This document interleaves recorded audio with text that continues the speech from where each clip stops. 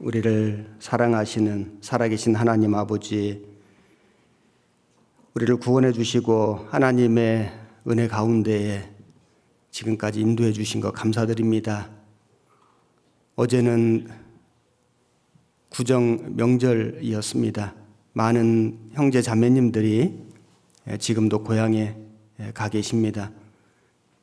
이번 명절을 계기로 구원받은 식구들 전국에 흩어져 있지만은 이번에 만나서 믿음 안에서 교제하게 해주시고 또 아직 구원받지 못한 가족들에게 하나님의 말씀을 전할 수 있는 기회가 되게 해 주옵소서. 우리 안산교회 형제 자매님들 지금까지 믿음 안에서 믿음 지키고 또 믿음을 전하며 살아오고 있습니다. 우리 중에 여러 가지 마음속에 근심과 또 신앙의 시험과 생활의 여러 가지 어려운 문제들을 갖고 계신 분들이 많이 있습니다. 주님, 오늘 말씀을 통해서도 또 우리가 이런 어려운 문제들을 잘 해결하고 또 이겨나갈 수 있는 힘과 용기를 더하여 주시고 지혜를 허락해 주시기를 간구드립니다. 우리가 주님의 이 말씀에 따라서 어디에 가서든지 말씀에 합당하게 살아가고 또 하나님의 말씀을 전할 수 있는 믿음의 사람들이 되게 해주시기를 간구드립니다. 오늘 모든 말씀 시간도 우리 주 성령님께서 말하는 사람의 입술 가운데 함께 해주시고 듣는 모든 사람들의 마음 속에 함께 해주셔서 하나님께만 영광이 되고 우리 모두에게는 은혜가 되는 시간 되게 인도해 주옵소서. 우리를 사랑하시는 우리 구주 예수님 이름으로 기도드렸습니다. 아멘. 출애굽기 32장을 찾아보시겠습니다. 출애굽기 32장 1절 말씀, 구약성경 131페이지입니다.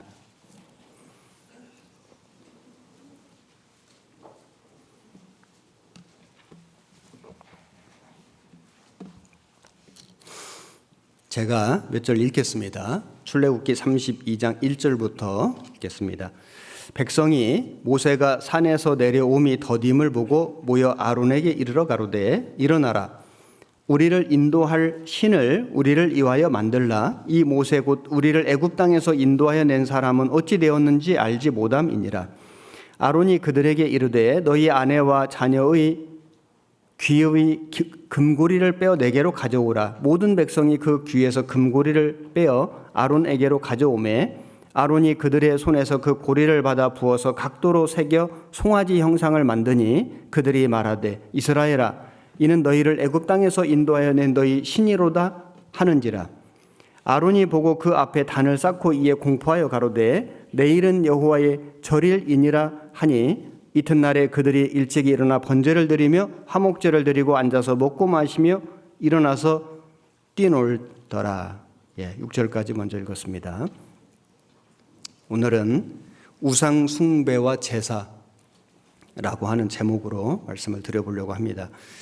모세가 시내산에 율법을 받으려고 십계명을 받으려고 갔습니다. 그 있는 기간이 40일이었는데 1절에 보시면 백성이 모세가 시내산에서 내려옴이 더딤을 보고 모여 아론에게 이르러 가로되 일어나라 우리를 인도할 신을 우리를 위하여 만들라. 이 모세 곧 우리를 애굽 땅에서 인도해 낸 사람은 어찌 되었는지 알지 못함이니라. 이렇게 말했습니다. 그들이 400년 애굽 땅에서 노예 생활을 하다가 하나님의 도우심으로 출애굽하였습니다. 출애굽하였을 때 그들이 하나님께 찬양하고 기뻐서 노래하며 춤을 추었습니다.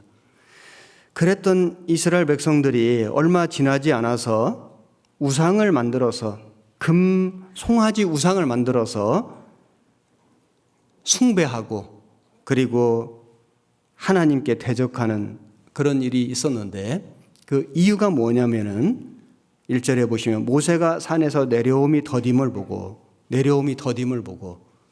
왜 이렇게 안 내려오냐? 왜 빨리 안 내려오냐? 더딤을 보고 모여서 아론에게 이르되 우리를 인도할 신을 만들라. 우상 숭배의 죄에 빠지게 됐는데 그 이유가, 첫 번째 가장 큰 이유가 더딤을 보고, 구원받은 그리스도인들이 우상 숭배, 탐심은 우상 숭배니라, 하나님보다 세상 것을 더 좋아하고 세상 것을 더 의지하고 심지어 세상 것을 숭배하고, 그리스도인들이 어떤 우상 형상 만들어서 섬기는 그런 일은 안 할 겁니다만은, 그러나 그런 형상은 아니더라도 하나님보다 더 좋아하는, 하나님보다 더 의지하는 것을 마음속에 만들고 그것을 섬기고 그것을 숭배하는 그런 일은 있을 수 있습니다. 그 이유가 뭐냐면은, 가장 큰 이유가 예수님의 재림이 더디다. 왜 이렇게 안 오시냐? 그래서 우상 숭배의 죄에 빠질 수 있습니다. 여기 줄로 넣어 놓으시고 표시를 해 놓으시고 마태복음 25장을 찾겠습니다. 마태복음 25장입니다.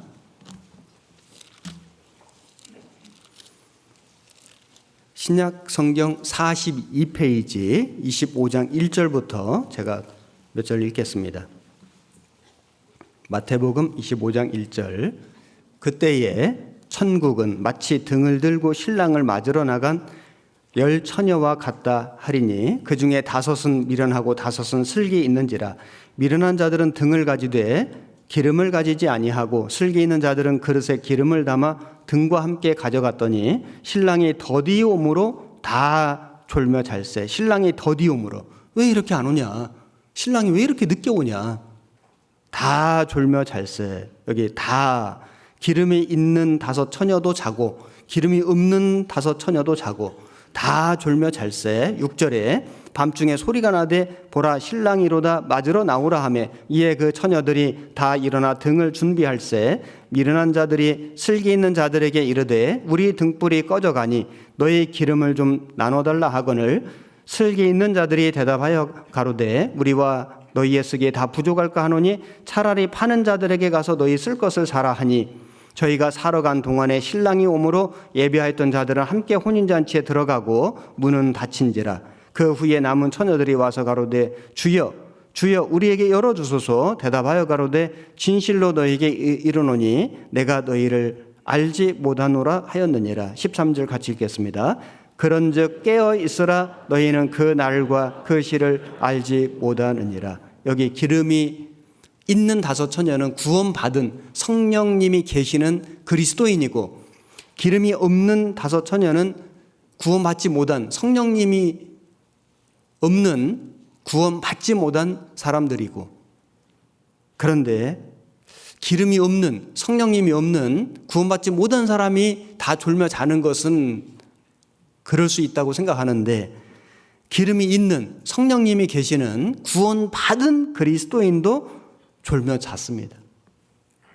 왜 그랬냐면은 여기 신랑이 더디옴으로.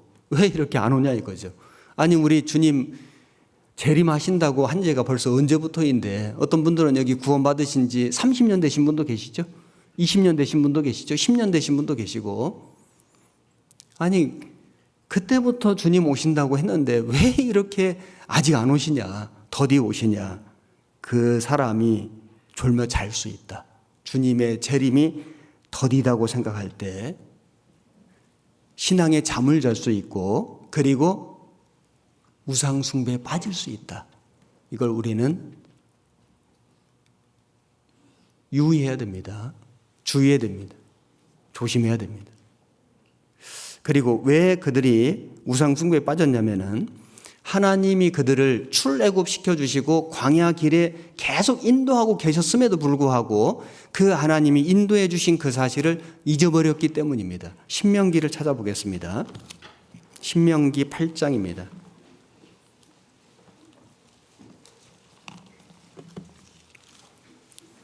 (275페이지) 구약성경 신명기 8장 15절입니다.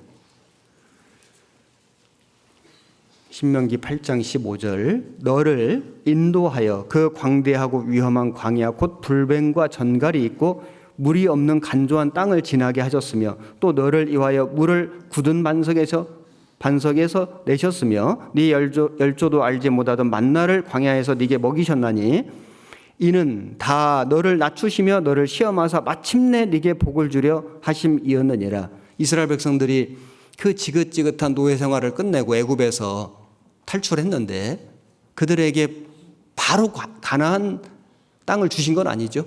가나안 땅에 들어가기까지 40년 동안 광야 길을 통과했습니다. 그래서 그 광야는 광대하고 위험하였다. 불뱀과 전갈, 그리고 물이 없는 간조한 땅이었다. 고난이죠. 고생입니다. 고통이 있었습니다. 그런데 그 중에도 하나님께서 반석을 쳐서 물도 주시고 만나도 내려주시고 불기둥 구름기둥으로 인도해 주셨습니다. 하나님의 그 보호하심, 하나님의 그 인도하심 계속 매일마다 매 순간마다 보여주셨거든요. 그 덕분으로 그들은 40년 광야 길을 무사히 건너갔습니다. 가나안 땅에 들어갔습니다. 왜 그렇게 하셨냐면은 그들을 낮추시며 교만하면은 하나님을 떠날 수 있기 때문에 계속 그들의 마음을 낮춰주신 거예요. 주님만 의지하도록. 그리고 마침내 네게 복을 주려 하심이었느니라. 우리가 구원을 받으면은 바로 천국 가는 건 아니죠. 그리고 이 땅이 천국 되는 것도 아닙니다. 구원을 받은 것은 너무 기쁘고 너무 감사한데, 그런데 우리에게 주어지는 건 고생, 고난, 고통이 있습니다. 구원을 받은 사람이라고 해서 고생과 고난과 고통이 끝나는 게 아니라 오히려 더 많아질 수 있습니다. 믿음 지키고 또 신앙생활하고 또 이 복음을 전하는 과정 속에서 구원받기 전보다 더 고생하고 더 고통받고 더 많은 고난을 겪을 수 있습니다. 그런데 왜 그렇게 하셨냐면은 그런 모든 과정을 통해서 우리 마음을 낮추시고 하나님만 의지하게 하기 위해서, 그것이 가장 안전한 방법이기 때문에요. 그리고 마침내 네게 복을 주려 하심이었느니라. 마침내 복 주시려고 그렇게 하신 것입니다. 그런데 이스라엘 백성들은 이 사실을 자주자주 잊어버렸습니다. 11절, 8장 11절, 내가 오늘날 네게 명하는 여호와의 명령과 법도와 규례를 지키지 아니하고 네 하나님 여호와를 잊어버리게 되지 않도록 삼갈지어다. 네가 먹어서 배불리고 아름다운 집을 짓고 거하게 되며 또 네 우양이 번성하며 네 은금이 증식되며 네 소유가 다 풍부하게 될 때에 두렵건대 네 마음이 교만하여 네 하나님 여호와를 잊어버릴까 하노라. 그래서 이스라엘 백성들이 애굽에서 고생하고 고통받고 그 고난이 있을 때 울부짖었습니다. 하나님이 그 기도를 들어주시고 그들을 출애굽, 엑소더스 그 탈출시켜 주셨는데, 그들이 다시 배부르고 그리고 편안하고 모든 일이 형통하면은 하나님을 잊어버릴 수 있기 때문에 그들에게 가나안 땅 들어갈 때까지 계속 고생과 고통과 고난을 허락하신 겁니다. 구원받은 그리스도인들이 구원받은 이후에 육신이 편안하고 그리고 모든 것이 물질적으로 풍요롭고 그리고 만사가 형통하게 되면은 하나님을 잊어버릴 수도 있기 때문에 하나님이 우리에게 고생과 고난과 고통을 허락해 주신다. 경험하고 계실 겁니다. 우리가 신앙생활 중에 언제 내가 정말 하나님 앞에 더 엎드리고 언제 더 하나님께 부르짖고 언제 하나님만 의지하고 살았는가 잘 생각해 보시면 육신이 편안하고 풍요롭고 만사가 형통할 때가 아닙니다. 그때가 아니에요. 육신적으로 고난이 많고 그리고 몸이 아프고 정말 질병이 있고 그리고 가난하고 무엇 하나 의지할 것이 없는 그런 실은 고난 속에 있을 때 더 하나님께 부르짖고 하나님께 매달리고 하나님께 엎드렸습니다. 그때가 더 안전하였다. 내 신앙이, 믿음이 안전했다.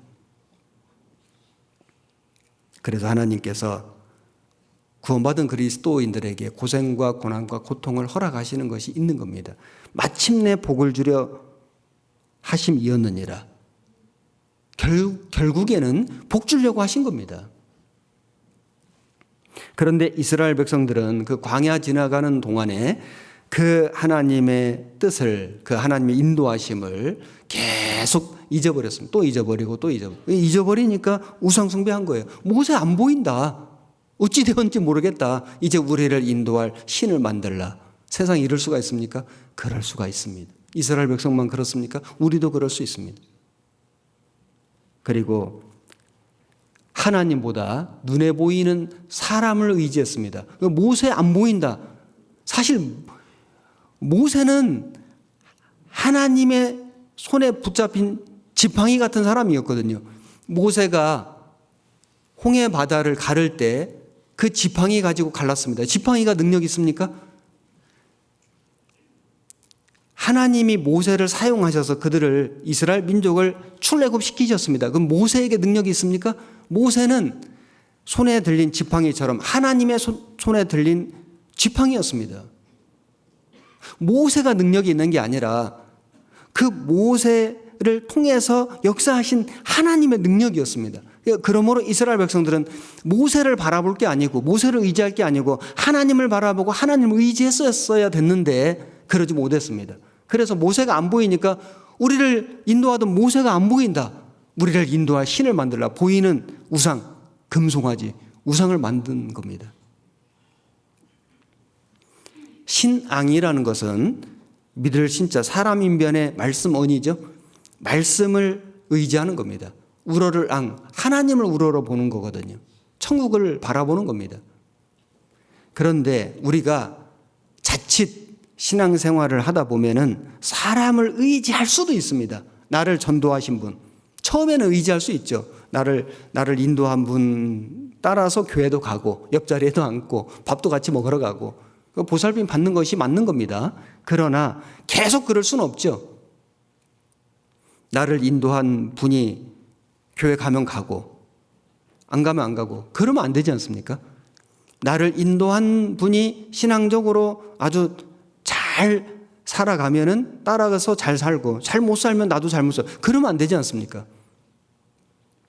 인도하신 분의 역할이 있지만은 결국에는 그 사람을 의지하는 것이 아니라 하나님을 의지하는 겁니다. 그걸 배우는 겁니다. 사람은 연약합니다. 사람은 부족합니다. 사람은 넘어질 수 있습니다. 하나님은 그렇지 않습니다. 그래서 잠언 말씀에도 사람을 두려워하면 올무에 걸리게 되거니와 여호와를 의지하는 자는 안전하리라. 사람을 두려워하면, 사람을 의지하면 올무에 걸릴 수 있다. 그래서 우리는 같이 동행도 하고 같이 동역도 하는 건 맞습니다. 함께 가는 겁니다. 그러나 내가 바라보고 내가 의지할 대상은 하나님이시다. 그게 신앙입니다.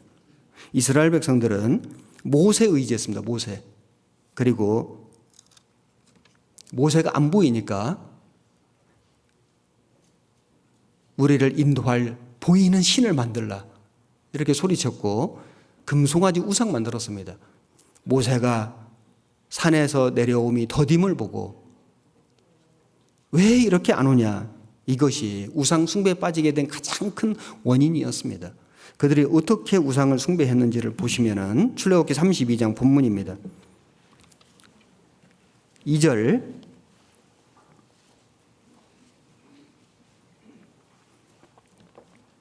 아론이 그들에게 이르되 너희 아내와 자녀의 귀에 금고리를 빼어 내게로 가져오라. 모든 백성이 그 귀에서 금고리를 빼어 아론에게로 가져오매 아론이 그들의 손에서 그 고리를 받아 부어서 각도로 새겨 송아지 형상을 만드니 그들이 말하되 이스라엘아 이는 너희를 애굽 땅에서 인도하여 낸 너희 신이로다 하는지라. 이 송아지 숭배는 애굽 사람들이 섬기던 신이었습니다. 그걸 400년간 계속 보고 배운 겁니다.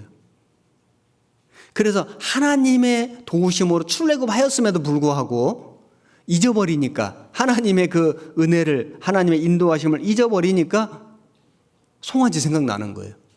그래서 송아지 형상을 만들었습니다. 만들었는데 뭘로 만들었냐면은 금으로 만들었습니다. 금. 그들의 이 귀걸이, 귀의 금고리를 빼어 내게로 가져오라. 송아지 형상을 만들려면 엄청난 금이 필요했을 겁니다. 그 금이 어디에서 나온 거냐면은 그들이 출애굽할 때에 하나님이 은혜를 베푸셔서 그 애굽 사람들에게 구하는 대로 주게 하셨거든요. 그래서 하나님의 도우심으로 그 애굽 사람들의 금을 많이 취해서 나와가지고 그 금으로 하나님 섬기는 데 사용을 했었어야 되는데 우상 섬기는 데 그걸 사용한 겁니다. 하나님이 주신 건데, 하나님이 은혜로 주신 건데 그것을 하나님 섬기는 데 썼어야 되는데 우상 만드는 데 썼고 우상 섬기는 데 썼습니다. 그리스도인도 그럴 수 있다. 우리 구원받은 사람들 마음속에는 구원을 받고 나면은 생명도 하나님 거고요. 내 이 건강도 하나님 거고요. 이 지식, 지혜도 하나님 거고 물질도 하나님 거고 시간도 내 인생도 내 삶도 모든 것이 다 하나님 주신 거다. 그렇게 생각하지 않습니까? 그걸 하나님 섬기는 데 써야 됩니다. 그런데 그것을 자칫하면은 우상 숭배하는 데 쓸 수 있다. 하나님보다 더 좋아하는 것, 하나님보다 더 의지하는 것, 세상 것, 썩어져 없어질 것, 그 금송아지 형상 만든 것처럼 썩어 없어질 것을 위해서 살아갈 수도 있다. 그게 우상 숭배입니다. 자, 우상이 무엇인지를 이사야 성경을 찾아서 보시겠습니다. 이사야 40장입니다.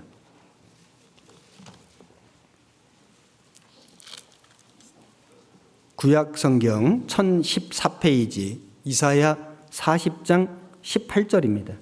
1015페이지입니다. 18절.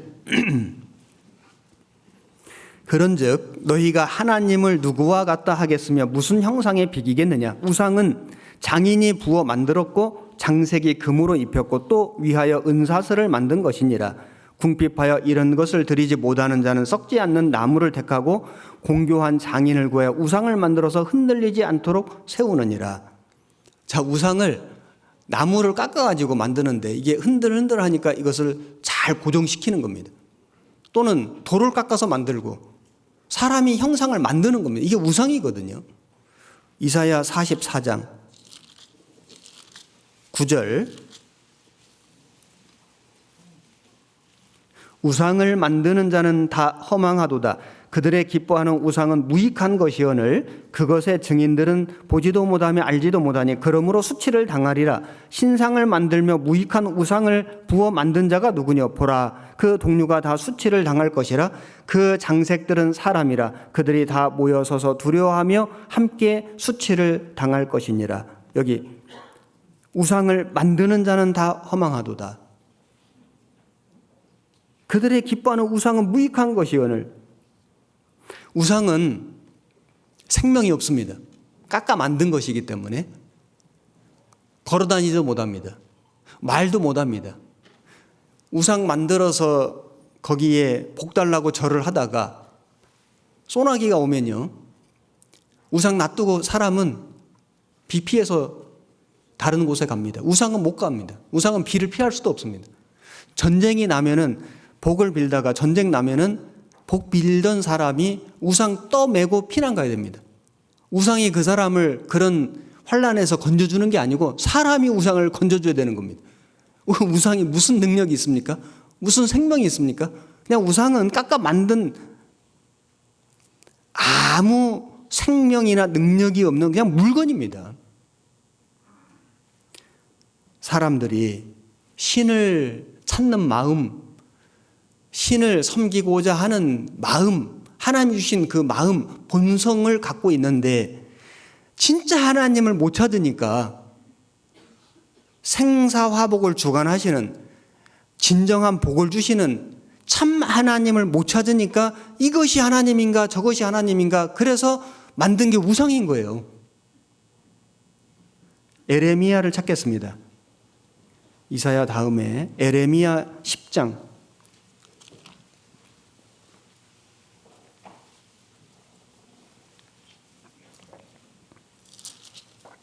1066페이지 10장 3절입니다.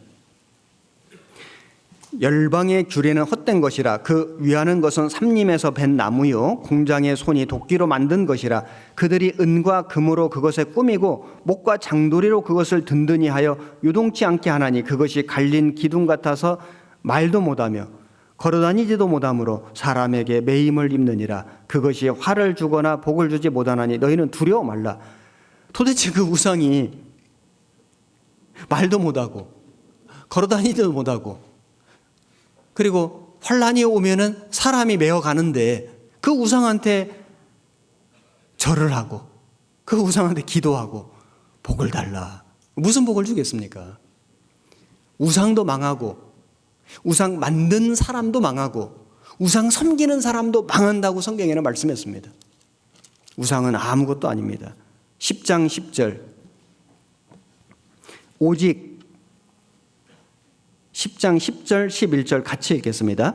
오직 여호와는 참 하나님이시요 사시는 하나님이시요 영원한 왕이시라. 그 진노하심이 땅에 진동하며 그 분노하심을 열방이 능히 당치 못하느니라. 너희는 이같이 그들에게 이르기를 천지를 짓지 아니한 신들은 땅 위에서 이 하늘 아래서 망하리라 하라. 자, 우상은 헛된 것이고 아무 능력이 없고 생명도 없는데 여호와는 참 하나님이시오. 하나님은 능력이 있으시고요. 하나님은 생명이 있으시고 그래서 사시는 하나님이요 영원한 왕이시라. 천지를 짓지 아니한 신들은 땅 위에서 하늘 아래서 망하리라. 우상은 아무것도 아닙니다.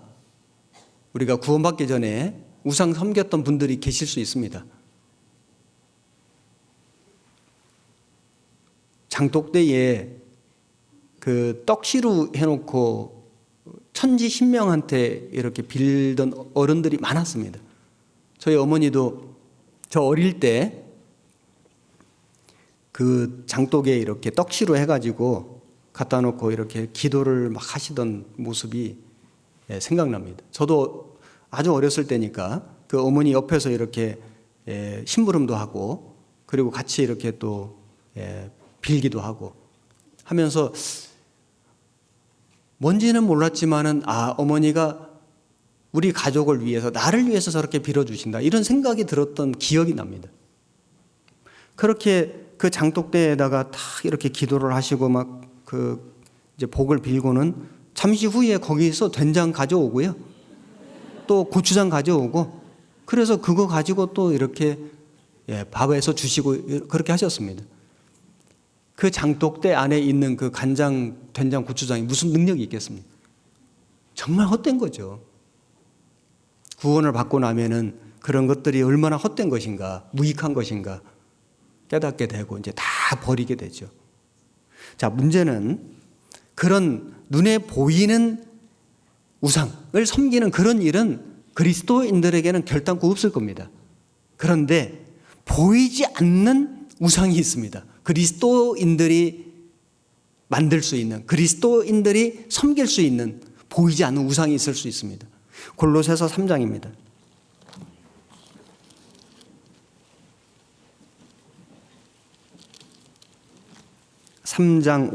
골로새서 3장 5절 신약성경 326페이지입니다. 5절 말씀 한 절만 같이 읽겠습니다. 그러므로 땅에 있는 지체를 죽이라. 곧 음란과 부정과 사욕과 악한 정욕과 탐심이니 탐심은 우상 숭배니라. 탐심은 우상 숭배니라. 탐심, 탐내는 마음. 세상 것을 좋아하고 세상 것을 의지하고 세상 것을 끝없이 추구하는 그것으로 자기 안전을 삼고 그것이 자기를 지켜주리라. 내 인생을 인도해 주리라 생각하는 그것이 우상 숭배라고 말씀하셨습니다. 우리 시대는 물질 만능주의 시대입니다. 황금 만능주의 시대입니다. 어떤 사람이 저 사람 성공했다. 그럼 뭐 했다는 겁니까? 부자 됐다는 말입니다. 그 사람이 돈을 많이 벌고 그리고 어떤 사업을 크게 일으켜가지고 그래서 그 번창하면은 저 사람 성공했다. 성공한 사람이다. 성공의 기준이 돈입니다. 그게 세상 기준입니다. 그래서 돈만 있으면은 높아지고 존경받고 그리고 잘 살 수 있다. 그게 세상 기준이죠. 오늘날 우리 시대는 돈이면 다 된다는 그 풍조가 만연한 시대라고 할 수 있습니다.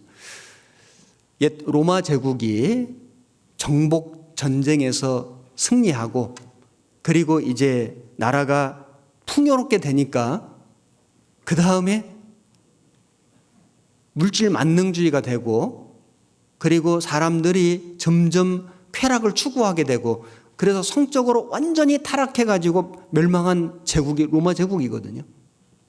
지금 우리 시대가 그렇습니다. 우리 시대가 지금 세상이 풍요롭지 않습니까? 지금 물질 문명이 최고도로 발달한 시대에 우리는 정말 살고 있습니다. 옛 조선 시대 왕들이 우리만큼 못 먹었습니다. 조선 시대 왕들이 우리만큼 편리하게 못 살았습니다. 우리처럼 뭐 자동차가 있었습니까? 무슨 스마트폰이 있었습니까?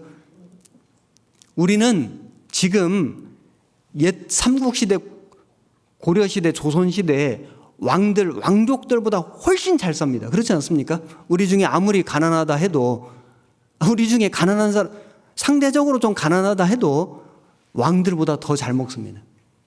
있어도 안 먹어요. 살찔까 봐. 먹고 막 달리기 하고 운동합니다.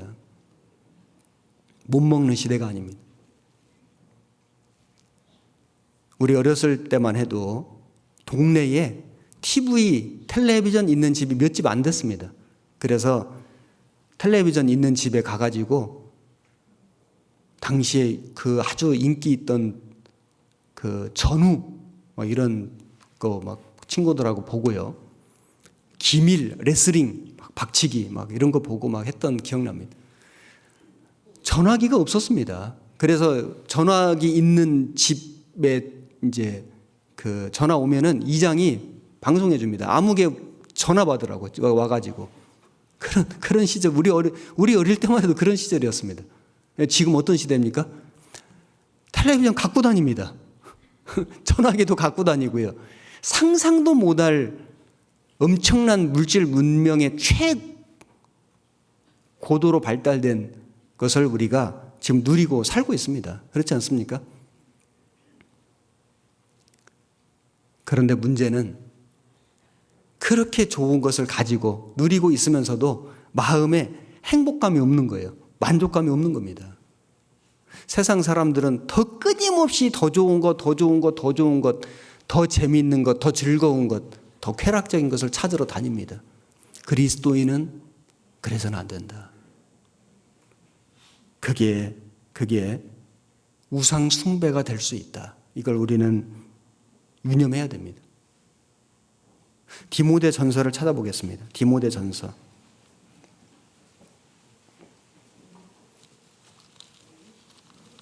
디모데 전서 6장입니다. 341페이지 6장 9절. 부하려 하는 자들은 시험과 올무와 여러 가지 어리석고 해로운 정욕에 떨어지나니 그 사람으로 침령과 멸망에 빠지게 하는 것이라. 돈을 사랑함이 일만 악의 뿌리가 되나니 이것을 사모하는 자들이 미혹을 받아 믿음에서 떠나 많은 근심으로서 자기를 찔러도다. 여기 돈을 사랑함이 일만 악의 뿌리가 된다. 돈이 필요 없다는 게 아니죠. 돈 필요합니다. 돈을 벌어야 됩니다. 저축도 해야 되고요. 그런데 돈을 사랑해서는 안 됩니다.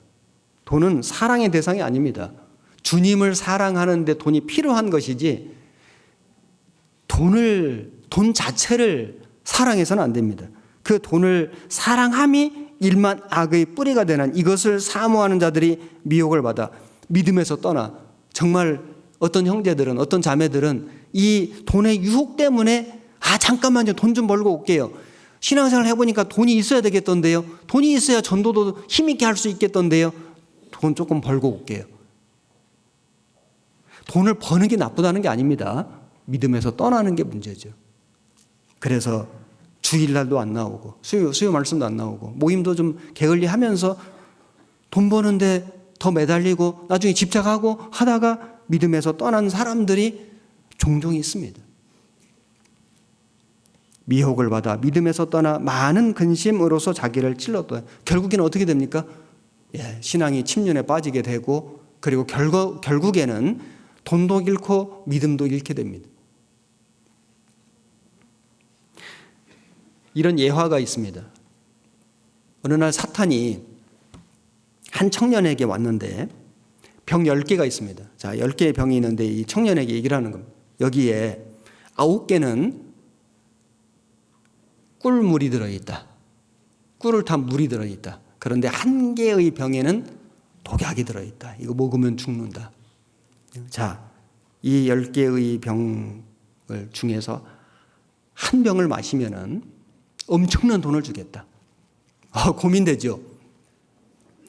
10분의 1이지 않습니까? 독약이 든 병을 마시는 게 10분의 1. 10분의 9는 꿀물이 들어있는 병인 거예요. 확률적으로 90%니까 할만하죠. 근데 이 청년이 그래도 10병 중에 1병은 독약이기 때문에 나는 그거 안 마시겠다. 난 그런 위험한 그런 게임 안 하겠다.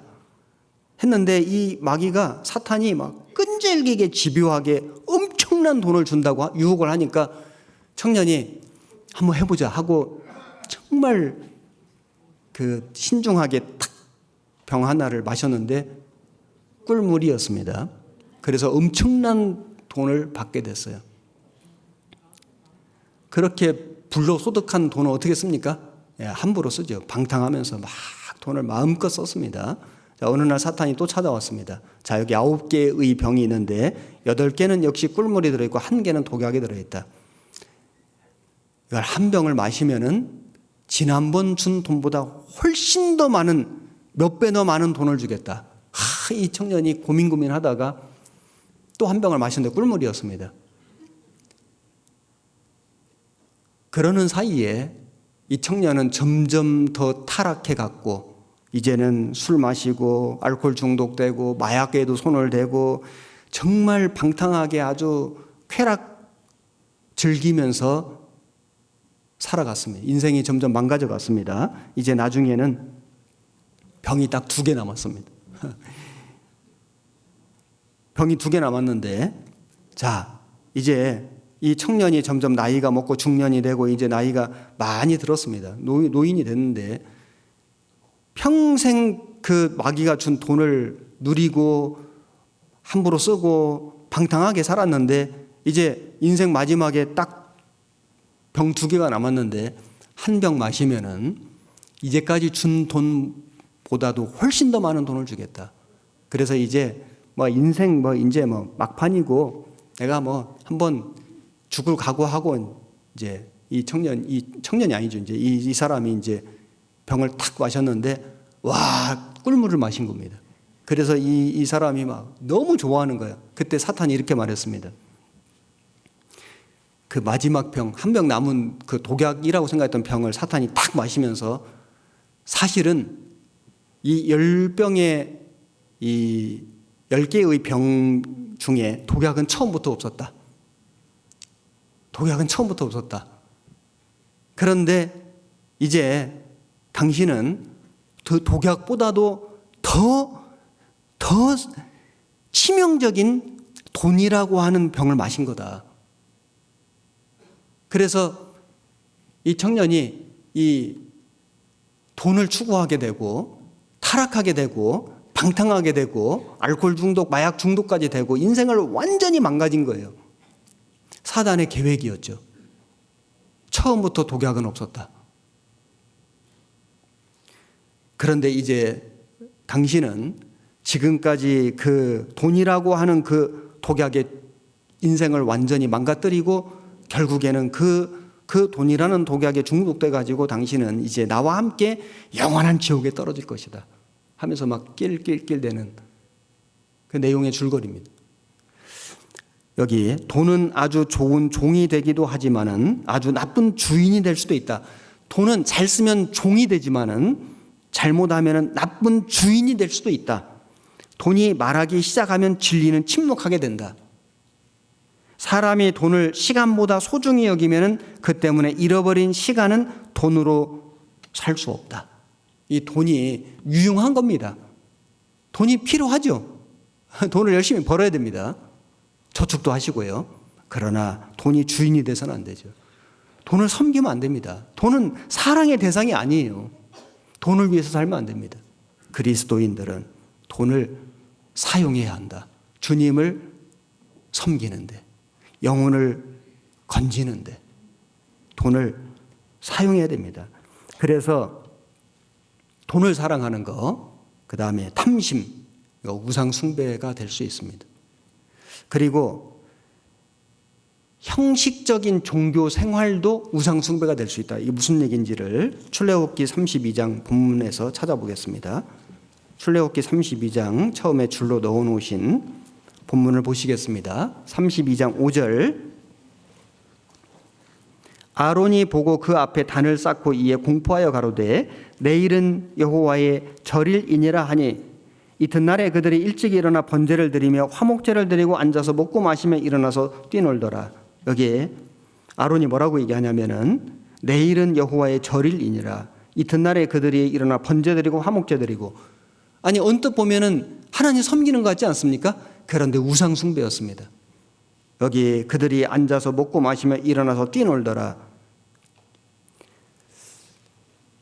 이스라엘 백성들이 이 우상 숭배할 때 여기 보면은 벌거벗고 춤을 췄다고 되어 있습니다. 그리고 나중에는 성적 타락까지 가져왔다. 아주 미친 듯이 날뛰는 아주 광분의 상태까지 이르렀다는 걸 알 수 있습니다.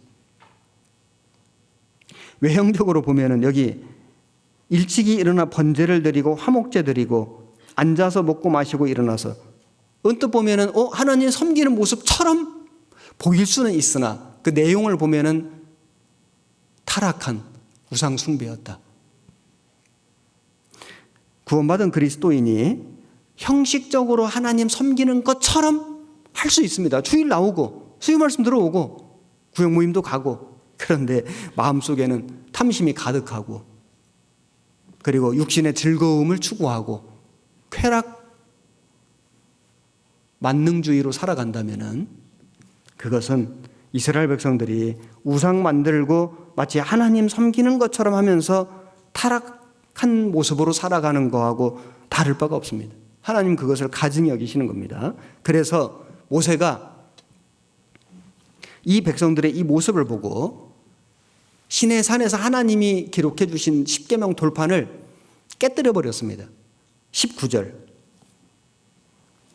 진에 가까이 이르러 송아지와 그 춤추는 것을 보고 대노하여 손에서 그 판들을 산 아래로 던져 깨뜨리니라. 십계명이 깨졌습니다. 만약에 이것이 깨지지 않았다면은 이스라엘 백성들은 이 십계명에 의해서 엄청난 징계와 형벌을 받았을 겁니다. 십계명을 깨뜨리게 해주신 것은 하나님의 은혜였습니다. 그러나 결국에 이 일로 인해서 이스라엘 백성들은 원수들에게 조롱거리가 됐습니다. 25절.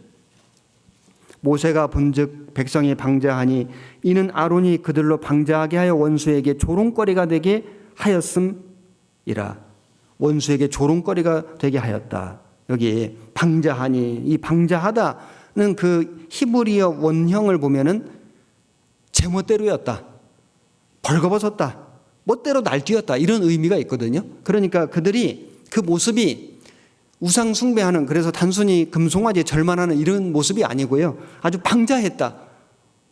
아주 말이 고삐 풀린 말처럼 막 뛰놀면서 벌거벗고, 그리고 아주 방탕한 모습으로 그들이 아주 이 우상을 숭배했다는 걸 알 수 있습니다. 광분의 도가니였다, 이런 모습이었습니다. 이게 방자하다, 방자하니 아론이 그들로 방자하게 하여 원수에게 조롱거리가 되게 하였습니다. 그래서 그런 모습을 보고 이방인들이, 야, 저 애굽에서 나오더니 하나님이 그들을 구원해 주셨는데 참 꼴 좋다, 하나님은 어디 가고 저렇게 금송아지 애굽에서 섬기던 그 지긋지긋하게 싫어하던 그 애굽에서 그 섬기던 그 신을 그 우상 송아지를 저렇게 섬기고 광분하고 미쳐 날뛰는 저 모습을 보고 이방인들이 조롱했습니다.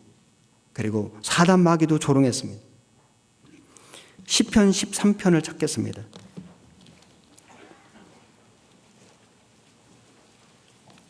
시편 13편 3절입니다.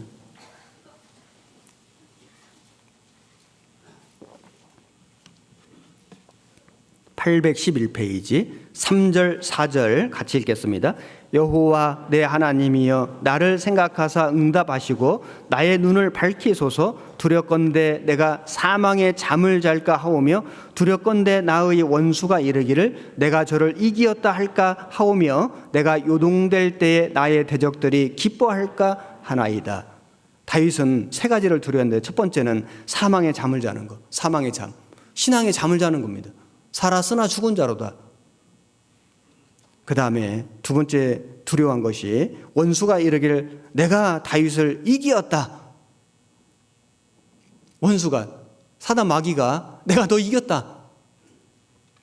그리고 세 번째로 내가 요동할 때 흔들릴 때 나의 대적들이 그 다윗의 대적들 사단들이 기뻐할까 하나이다. 자, 우리는 여호와를 기쁘시게 할 것이 무엇인가, 하나님을 기쁘시게 할 것이 무엇인가 생각하여 보라. 하나님을 기쁘시게 하는 삶을 살아야 되는데 우리가 자칫 잘못하면은 우상 숭배에 빠지게 되면은 신앙의 잠을 잘 수 있고, 그리고 사단 마귀가 나를 이기고, 그리고 나를 발로 밟고 내가 그 실패하고 그 세상 세속에 물들고 그 타락해 있는 그 모습을 마귀들이 보고 사단이 보고 낄낄대며 기뻐하며 조롱할 수도 있다. 이걸 생각하면 정말 너무 두렵지 않습니까? 이스라엘 백성들이 그렇게 우상 숭배했습니다. 그리고 32장 출애굽기 32장 다시 보시면은 7절에 32장 7절에 여호와께서 모세에게 이르시되 너는 내려가라. 네가 애굽 땅에서 인도하여 낸 네 백성이 부패하였도다. 네 백성이, 내 백성이 아니고 하나님 백성이 아니고 모세 네 백성이 부패하였도다. 하나님의 선택받은 민족이라고 하는 지위를 잃어버렸다. 우리가 하나님을 떠나고 세속에 물들고 우상 숭배하는 삶을 살게 되면은 하나님의 자녀라고 하는 지위를 잃어버린다. 구원받은 게 취소된다는 게 아니고요. 하나님의 자녀답게 살지 못하게 된다. 하나님의 자녀라고 말할 수 있습니까? 무슨 능력이 있습니까? 하나님의 자녀라고 말할 수 없는 그 지위를, 명예를 잃어버리는 그런 불행한 비참한 삶을 살 수 있다는 겁니다. 26절에 32장 26절 이에 모세가 진문에 서서 가로되 누구든지 여호와의 편에 있는 자는 내게로 나오라 하매 레위 자손이 다 모여 그에게로 오는지라. 모세가 그들에게 이르되 이스라엘의 하나님 여호와께서 이같이 말씀하시기를 너희는 각각 허리에 칼을 차고 진 이 문에서 저 문까지 왕래하며 각 사람이 그 형제를, 각 사람이 그 친구를, 각 사람이 그 이웃을 도륙하라 하셨느니라. 레위 자손이 모세의 말대로 행하며 이날의 백성 중에 3,000명 가량이 죽임받은지라. 자, 형제들을, 친구를, 이웃을 도륙하라. 자, 왜 이렇게 했을까요? 아마도 그 금송아지 우상 숭배하는 일에 앞장선, 그걸 주도한 사람들이 죽었을 겁니다. 그들을 심판하셨을 겁니다. 그들이 형제이기도 하고 친구이기도 하고 이웃이기도 하는데 도륙하라. 우리가 하나님과 어떤 문제로 인해서 멀어지게 되면은, 단절이 되게 되면 그 하나님과 멀어진 관계를 다시 회복하게 하기 위해서 심지어는 우리가 인간 관계를 끊을 수도 있다. 인간 관계를. 왜냐하면 그 인간 관계 때문에 하나님의 관계가 더 멀어질 수 있기 때문에, 단절될 수 있기 때문에 정말 하나님과의 관계를 회복하게 하기 위해서 우리가 사람과의 관계를 끊어버릴 수도 있다. 그렇게 해서라도 하나님과의 관계를 회복하는 것이 훨씬 더 큰 축복이다. 구원 안 받은 가족들 좋게 하려고 하나님하고 멀어질 수 있습니까? 구원 안 받은 친구들하고 어떤 친분 가지려고 세상 사람들과 그런 어떤 인간관계 잘 맺으려고 신앙생활 포기할 수 있습니까? 그럴 수는 없습니다. 그걸 포기해서라도 우리는 하나님과의 관계를 회복하는 것이 훨씬 큰 축복이라는 것을 기억할 필요가 있습니다. 그래서 우리가 구원을 받고 나면 하나님을 섬기는 삶을 살아야 하는데 우상을 숭배하는 삶을 살 수도 있기 때문에 우리는 마음속에 하나님의 은혜를 잊지 말고 하나님의 은혜를 잊지 말고 그리고 주님이 다시 오실 날이 멀지 않다는 것을 꼭 기억해야 됩니다. 시편 106편을 찾아보겠습니다. 시편 106편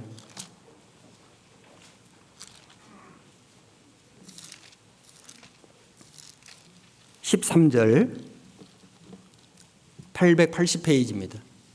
880페이지 106장 13절 저희가 미구의 그 행사를 잊어버리며 그 가르침을 기다리지 아니하고 광야에서 욕심을 크게 바라며 사막에서 하나님을 시험하였도다. 여호와께서 저희의 요구한 것을 주셨을지라도 그 영혼을 파리하게 하셨도다. 여기 저희가 미구의 그 행사를 잊어버리며 미구의 그 말은 얼마 오래지 아니하여서 그 말이거든요. 얼마 오래지 아니하여서 하나님의 행사를 잊어버리고 그래서 가르침을 기다리지 아니하고 그래서 욕심을 바라고 하나님을 시험하였도다. 이스라엘 백성이 이렇게 했지 않습니까? 그리스도인도 그럴 수 있다. 우리가 구원받은 그 날이 있는데 구원받은 지 30년 되고 20년 되고 10년 얼마 됐는데 구원 자체를 잊어버리는 게 아니고 구원받은 그 사실을 그 기억을 잊어버릴 수 있다. 그럴 수도 있다. 그때의 기쁨을 그때의 감격을 감사를 잊어버릴 수 있다. 그래서 그 가르침을 기다리지 아니하고 그러므로 이스라엘 백성들이 우상 숭배에 빠진 것처럼 19절입니다. 19절에 저희가 호렙에서 송아지를 만들고 부어 만든 우상을 숭배하여 자기 영광을 풀먹는 소의 형상으로 바꾸었도다. 애굽에서 큰 일을 행하신 그 구원자 하나님을 저희가 잊었나니 그는 함 땅에서 기사와 홍해에서 놀랄 일을 행하신 자로다. 잊었나니 잊지 않기 위해서 우리는 어떻게 해야 됩니까? 계속 말씀 묵상하고 암송하고 그리고 모이기를 힘쓰고 교제하고 복음 전하고 고난받고 희생하고 헌신하고 그것이 주님의 구원의 은혜를 잊지 않는 방법이에요. 그러기 위해서 우리 모이는 거 아닙니까? 말씀 배우고요. 말씀 읽고 기도하고 끊임없이 해야 됩니다. 그리고 24절 보시면은 저희가 그 낙토를 멸시하며 그 말씀을 믿지 아니하고 저희 장막에서 원망하며 여호와의 말씀을 청종치 아니하였도다. 낙토를 멸시하며 낙토가 뭐냐면은 가나안 땅입니다. 구원받은 그리스도인들이 천국을 멸시한다는 게 천국을 생각지 않고 이 세상을 천국처럼 살려고 하면 그게 멸시하는 거죠. 그러면 그 말씀을 믿지 아니하게 되고 그리고 원망하게 되고 하나님의 말씀을 청종치 아니하게 된다. 그리스도인들에게 치명적인 게 뭐냐면 구원의 은혜를 망각하는 거하고 그리고 천국이 멀리 있다고 생각하는 거. 아이고 천국은 뭐 나중 일이고 지금 이 땅에서 내가 좀 즐겁게 재미있게 살아야지. 그러는 순간에 천국이 멀어집니다. 그 멸시하는 거예요. 이스라엘 백성들이 낙토를 멸시했다. 가나안 땅을 향해 가는데 그걸 멸시하는 거예요. 나중에 가나안 가서 축복받는 것은 나중 일이고 지금 광야에서 이렇게 힘들고 이렇게 고생하고 하나님 원망했지 않습니까? 낙토를 멸시한 겁니다. 하나님의 인도하심을 잊어버렸다. 그래서 우리는 주님 오실 날이 머지않다는 걸 기억하고 천년이 하루 같고 하루가 천년 같은 이 한 가지를 잊지 말라. 주의 약속은 어떤 이에 더디다고 생각하는 것처럼 더딘 것이 아니라 너희를 위해 오래 참으서 아무도 멸망치 않고 다 회개하게 이르기를 원하시느니라. 그래서 주님의 재림이 더딘 것이 아니다. 베드로 후서 말씀 3장에 쭉 나오지 않습니까? 주님의 재림이 임박했다. 학생이요, 중요한 시험이 있는데 그 시험이 내일 모레다. 그러면요, 오늘 엄청 열심히 공부합니다. 긴장하죠. 1시간 10분이면 아깝습니다. 그런데 시험 날짜가 아주 멀다. 그러면은 회의하죠. 게으르죠. 딴짓 많이 할 수 있습니다. 우리 주님의 재림이 임박했다 생각하는 사람은 하루하루를 소중하게 삽니다. 세월을 아끼라. 그런데 아이고 뭐 주님 언제 오시겠지. 뭐 언제 오실지는 모르지만 아직 많이 남아있다 생각하는 사람은 마음이 해이해집니다. 게으르게 됩니다.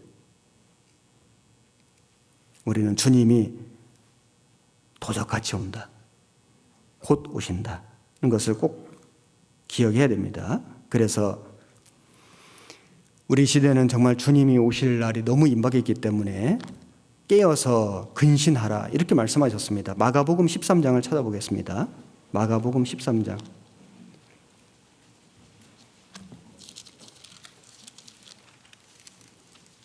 33절 78페이지 33절부터 제가 읽겠습니다.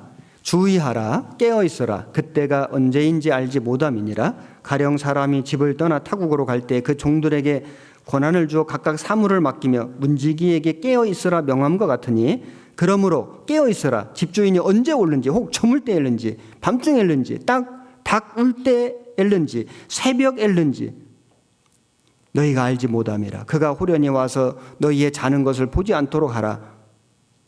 깨어 있어라. 내가 너희에게 하는 이 말이 모든 사람에게 하는 말이니라 하시니라. 그래서 여기 깨어 있어라. 깨어 있어라. 우리 마음을 잘 지키고 우리 영혼도 지키고 믿음도 지키고 복음도 지키고 전하다가 우리 주님을 만나야 할 것을 말씀했습니다. 자, 그리고 우상 숭배 중에 제사가 있는데 제사에 대해서 시간이 좀 갔지만은 잠깐 말씀드려 보겠습니다. 출애굽기에 보면은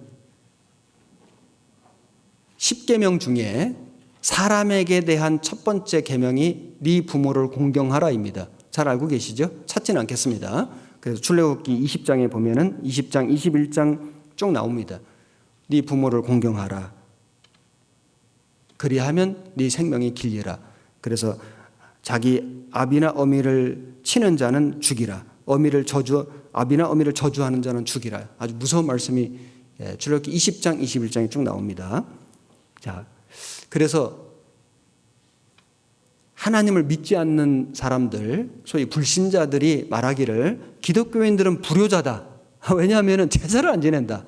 그걸 이제 불효한다. 이렇게 그 판단을 하는 경향이 있는데 사실 그리스도인들은 효도하는 사람들입니다. 효도해야 됩니다. 부모를 공경하라. 이것이 사람에게 주신 계명 중 첫 번째 계명입니다.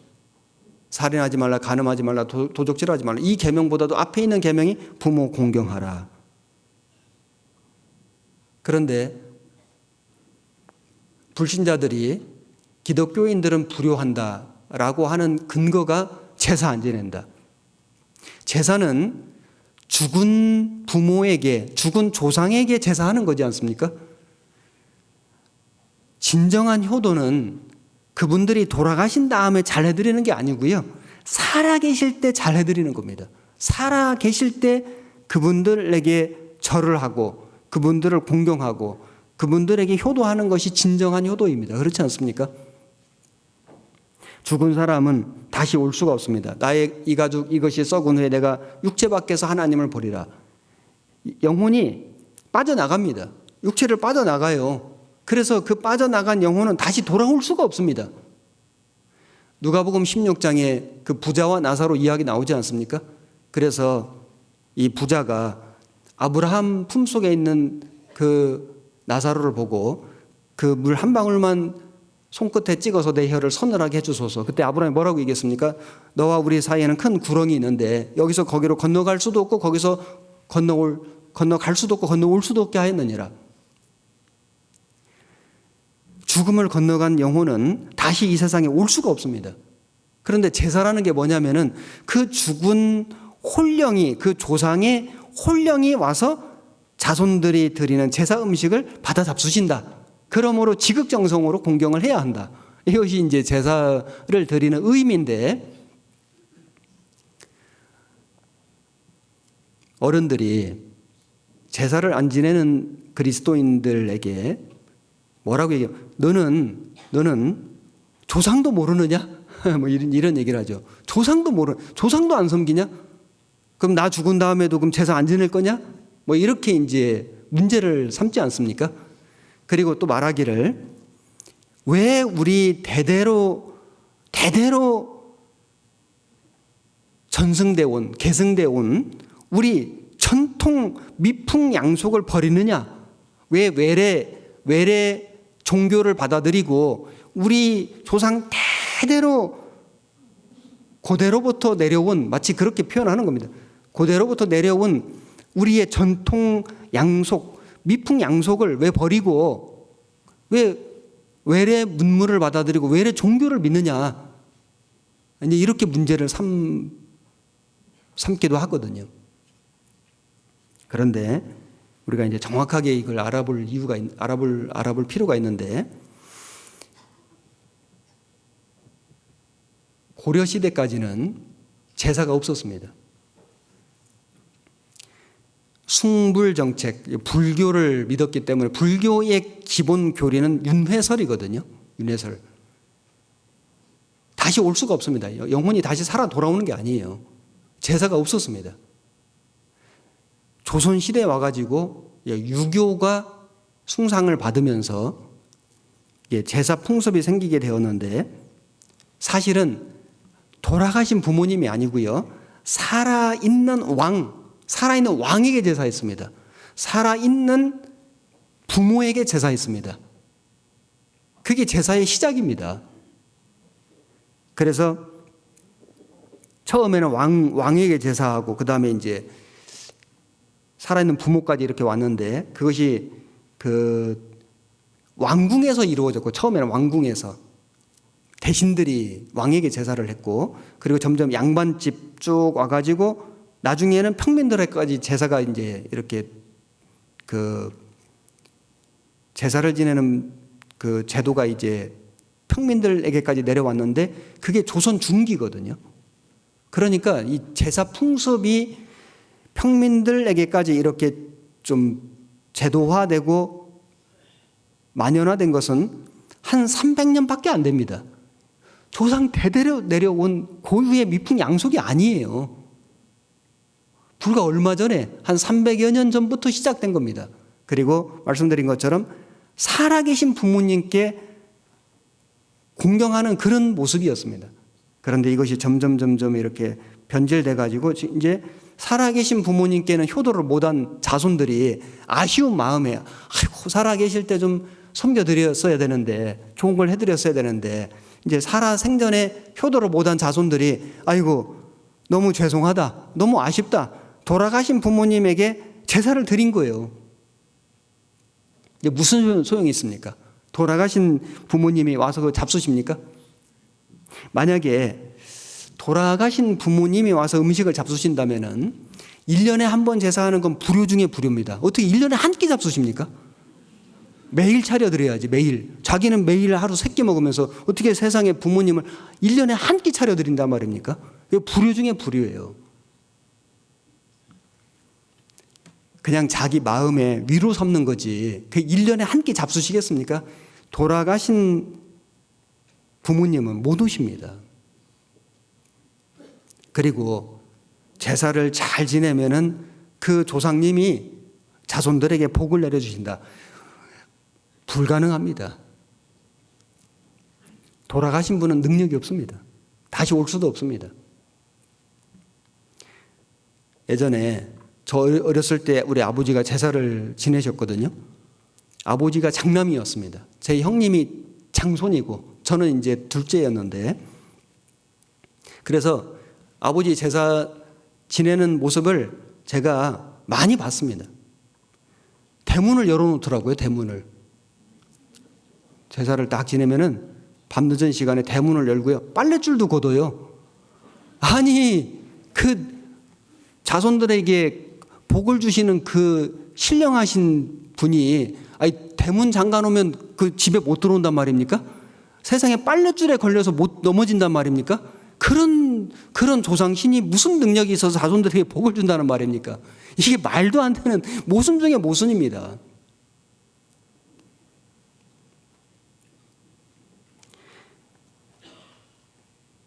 조상 제사는 고유의 미풍양속이 아니고요, 우상에게 절하는 겁니다. 고린도전서 10장을 보시겠습니다. 고린도전서 10장 20절입니다.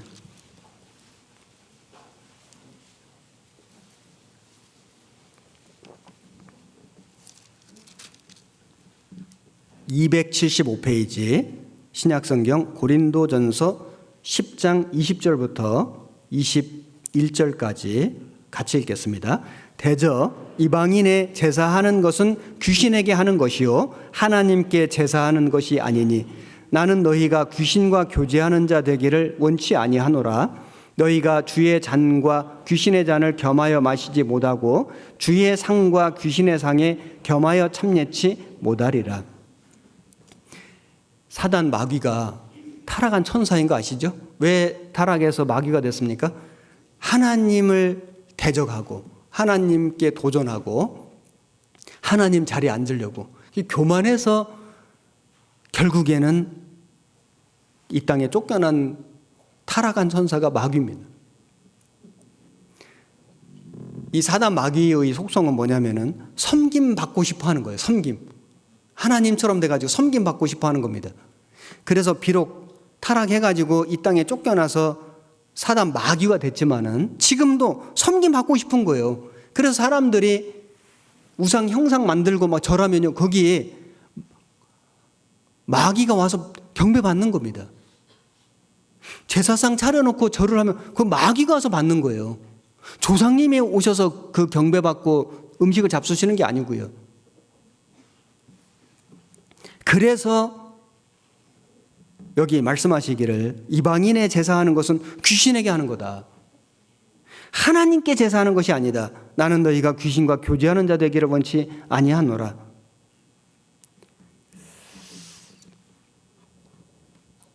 제가 청년 시절에 결혼 전에 구원을 받았지만은 신앙생활을 하지 않고 있을 때가 있었습니다. 84년에 구원받고 제가 90년부터 신앙을 온전하게 회복했으니까 한 6년 동안을 사실은 신앙생활을 하지 않고 있는 아주 저한테는 참 너무 부끄러운 그런 신앙의 암흑기 같은 때가 있었습니다. 88년도에 군대를 갔고 90년도에 제대하면서 마음의 결심을 하게 됐고 결단을 하고 신앙을 회복하게 됐습니다. 자, 그 사이에 있었던 일인데 제 위로 형님이 한 분 있고 2살 많습니다. 제가 먼저 전도를 받았고 81년도에 말씀을 들었으나 구원을 못 받았습니다. 그리고 세월이 좀 흐른 후에 제 형님이 저를 전도하신 분의 인도로 말씀을 배우게 됐고 그리고 단번에 구원받았습니다. 제 형님이 단번에 구원을 받고 고향에 있는 저한테 와서 나는 구원받았다. 그래서 제가 충격받았죠. 왜냐하면 저는 중학교 3년 동안 미션 스쿨에도 다녔고 교회당은 안 다녔는데 그래도 기독교 학교에서 그 우리 교장 선생님이 사립중학교인데 장로님이었습니다. 장로님.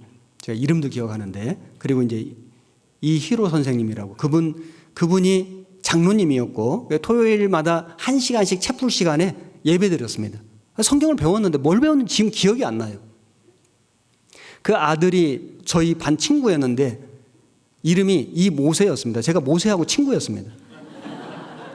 모세하고 친구지. 일주일에 한 번씩 채플 시간에 성경 배웠지. 3년을 배웠는데 하나님에 대해서 한 번도 생각해 본 적도 없고요. 영혼에 대해서 생각해 본 적도 없고 복음은 아예 몰랐고요. 그러다 고등학교 와가지고 2학년 때 선배님 전도로 말씀을 들었는데 하나님 믿어졌습니다. 그때 당시 81년도에는 구원을 못 받았습니다.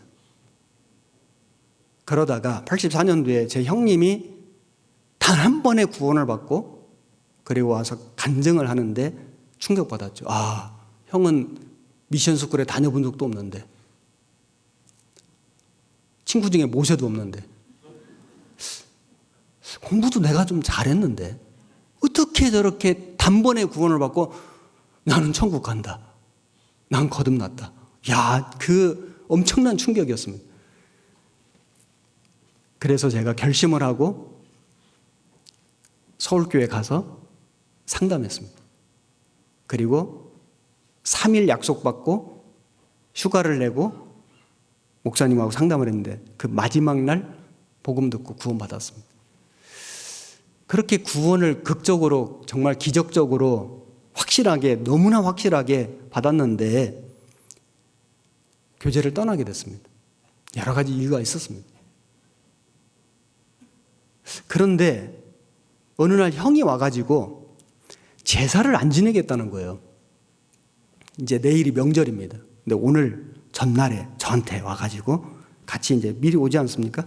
나 내일 제사 안 지낼 거다. 제가 엄청나게 걱정했습니다. 형, 그러면 안 된다고.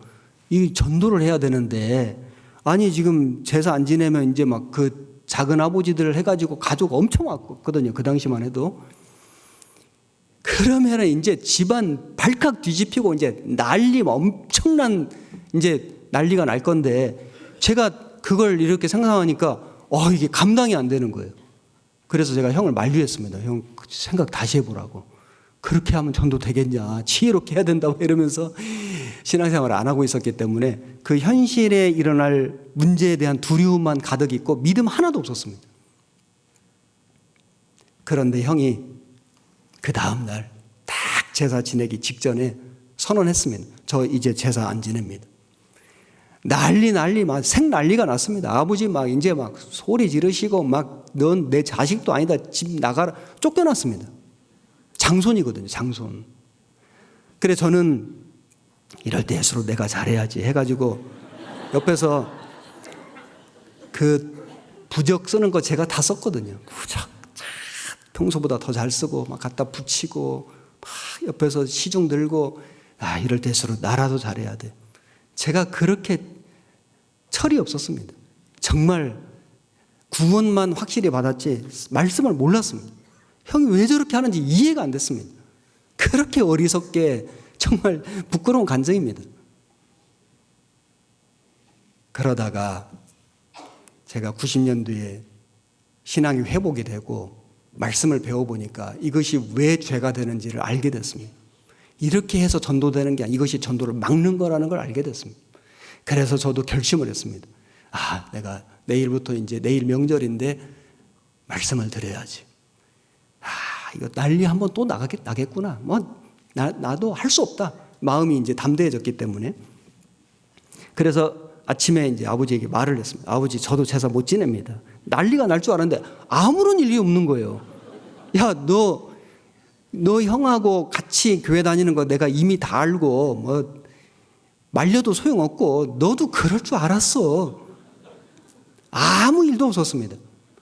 그렇게 저는 순순히 지나갔습니다. 옆에서 이제 기도하고, 형하고 저하고 탁 서서 기도하고, 핍박 많이 받았습니다. 그 작은 아버지들 해가지고 막 명절 때만 되면은 아주 그냥 우리는 심판받는 겁니다. 그래도 계속 가고, 기도하고, 서 있고, 성모 가고, 또 서 있고, 또 혼나고, 수년 동안 했습니다. 아버지 전도했습니다. 아버지가 구원받고 교회를 가시게 됐습니다. 제사 지냈습니다. 그냥 뒀습니다. 아버지도 말씀을 듣다 보면은 언젠가 깨달으실 거다. 깨달았습니다. 어느 날 그렇게 엄하던 아버지가 그렇게 우상숭배는 모르겠고요. 제사에는 정말 성심을 다하시던 그 아버지가 그 작은 아버지들, 그러니까 동생들이죠. 동생들, 자손들 다 앞에서 그렇게 성심껏 제사를 모시던 그 아버지가 그 작은 아버지들 앞에서 나 오늘 이제부터는 제사 안 지낸다 선언했습니다. 그리고 성묘 가서 아버지도 우리와 함께 형과 저와 함께 서서 기도하셨습니다. 구원을 받으면은, 그리고 하나님 말씀을 정확하게 깨달으면 할 수가 없는 겁니다. 그 아버지가 이제 한 14년 전에 소천하셨는데 지금도 생각납니다. 그 엄하시던 아버지가, 그렇게 제사에 성의껏 하시던 그 아버지가 동생들 앞에서 나 이제 제사 안 지낸다, 너희들이 모셔라 하시던 그 아버지가 참 눈에 선합니다. 제사는 우상 숭배입니다. 귀신에게 하는 겁니다.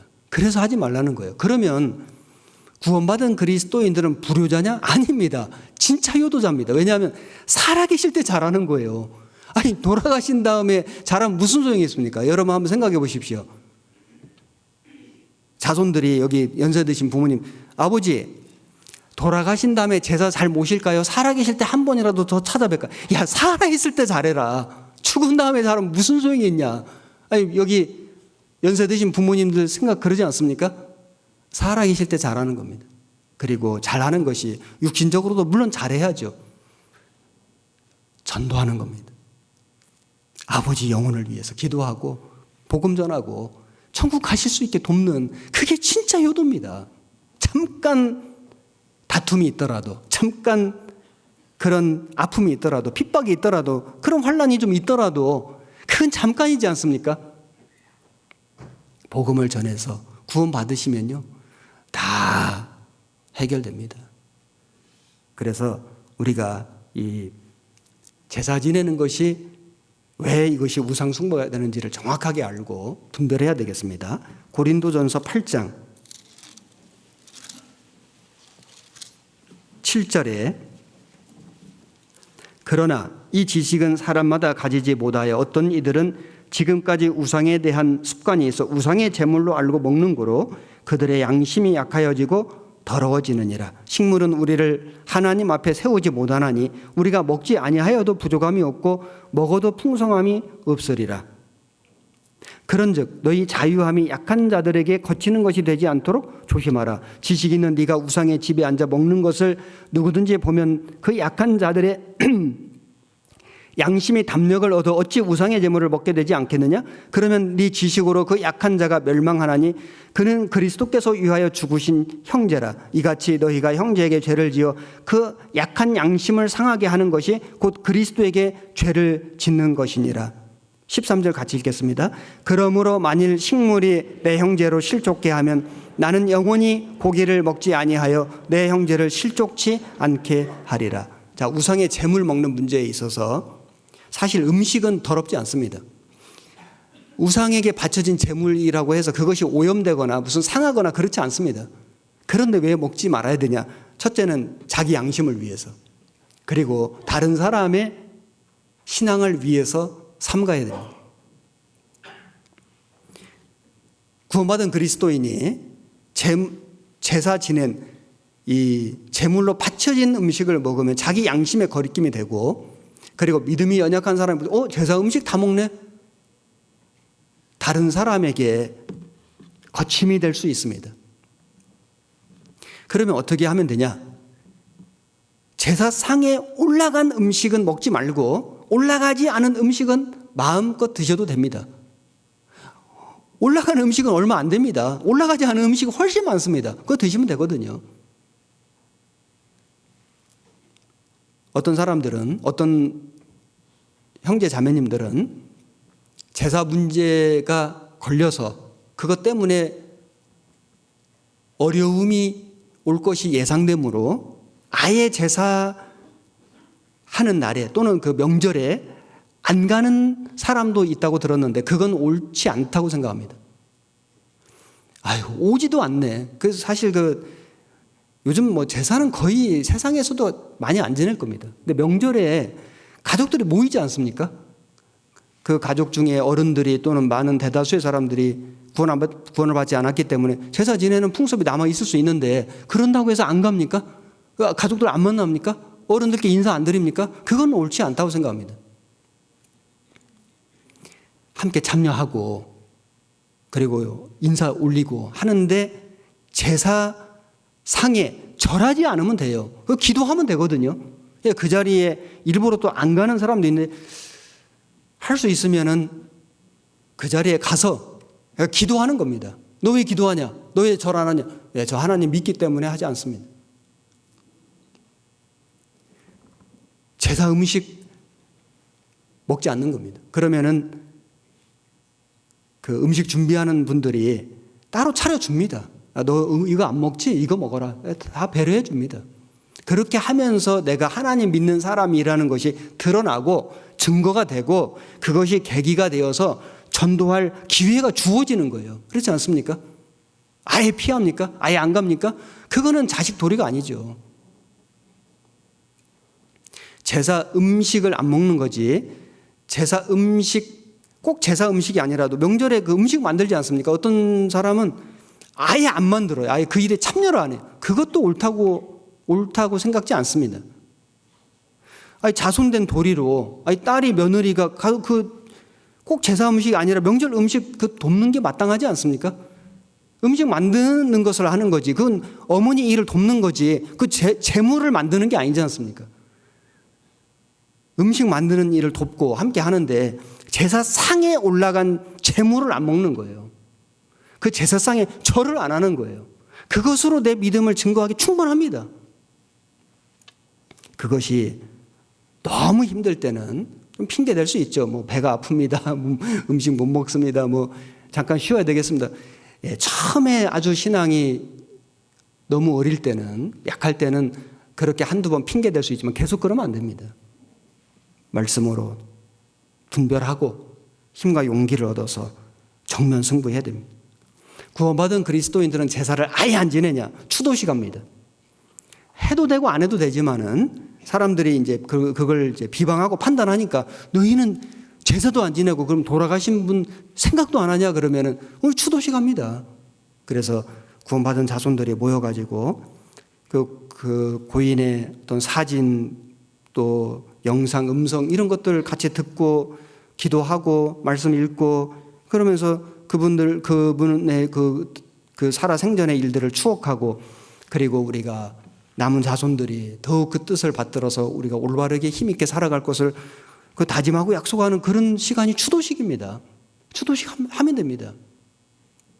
그래서 오늘 제가 우상 숭배와 제사에 대해서 좀 명절도 있고 해서 말씀드렸는데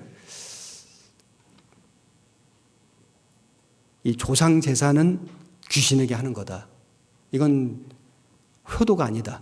효도는 살아계신 부모님께 하는 거고 진짜 효도는 복음 전하는 거다. 이걸 마음에 딱 새기시고 이스라엘 백성들이 그렇게 기쁘게 감격스럽게 출애굽해가지고 광야에서 그 모세가 산에 올라가서 더디 내려오는 거 보고 금송아지 우상 숭배 만든 것처럼 우리가 주님의 재림이 멀다고 생각하고 세상 사람 비슷하게 세상 사람처럼 우리도 세상 것 욕심내고 세상 것 누리고 그거 의지하고 그거를 더 쌓기 위해서 그렇게 마음 쏟고 온 힘을 다 쏟아서 그 세상 것 많이 누리고 많이 자손에게 그 물려주기 위해서 살아간다면 그 우상숭배가 될 수 있다.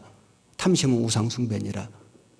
그런 모습이 되지 않기 위해서 우리는 우리를 구원해 주신 주님의 은혜를 항상 기억하고 그리고 주님이 우리의 삶을 인도해 주시는 것을 우리가 항상 생각하고 그 주님이 곧 오신다. 오실 날이 머지않다. 잠깐 후면 오실 이가 오시리니 그 주님을 우리가 생각하고 우리를 위해서 예비하신 이스라엘에게는 가나안 땅, 우리에게는 영원한 하나님의 나라가 있음을 항상 생각하고 그래서 사모하고 살아가야 하겠습니다. 같이 기도하시겠습니다. 하나님 감사드립니다. 우리를 구원해 주시고 지금도 함께해 주시고 우리의 모든 삶 속에 역사하시며 인도해 주시는 주님 감사드립니다. 이번 설 명절을 맞이해서 가족들이 함께 모였습니다. 이 자리에서 우리가 믿음의 교제를 하고 또 우리의 믿음을 드러내어 증거할 수 있게 도와주옵소서. 우리 부모님들에게 복음을 전하고 가족들에게 이 복음을 전해서 온 가족이 함께 구원받아 믿음의 교제하는 가정들 되게 역사해 주옵소서. 우리의 남은 모든 삶을 우리 주님의 자비로우신 손길에 의지하고 부탁드립니다. 우리 모두를 주님의 선하신 역사의 귀한 일꾼으로 사용하여 주옵소서. 우리를 사랑하시는 우리 구주 예수님 이름으로 기도드렸습니다. 아멘.